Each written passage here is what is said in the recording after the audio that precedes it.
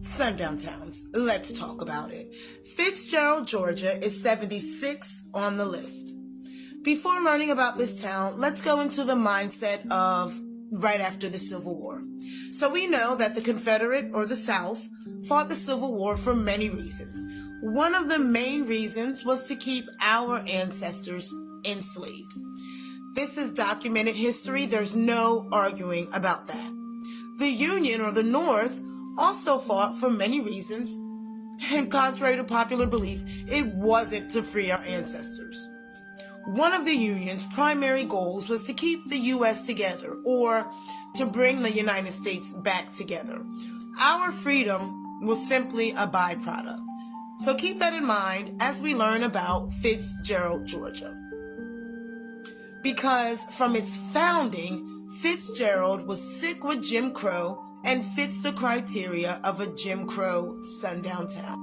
It had segregation in public spaces, schools, and housing, terror from the hoods, the police, and citizens, violence, or worse. Let's learn history.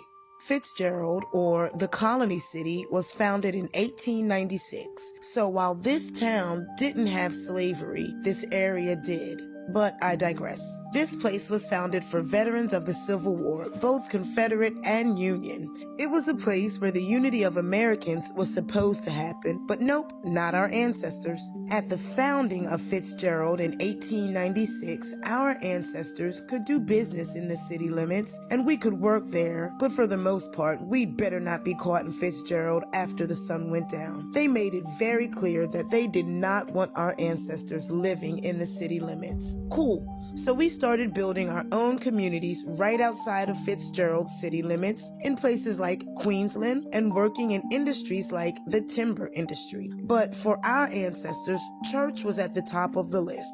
At the founding of Fitzgerald around 1896, our ancestors founded Salem Baptist Church. And in Queensland in the 1880s, our ancestors founded Mountaintop Missionary Baptist Church. But by mid-1896, the white men of the town held a meeting and declared they didn't even want us working there. They didn't want to have to look at our ancestors. And by the turn of the century, in 1904, the newspaper only calls him Scott. But he was accused of a crime, but was never given a trial because a mob demanded his release from prison so they could deliver their inhumane mob-style justice. But the paper says he was already unalived by the time they got to him.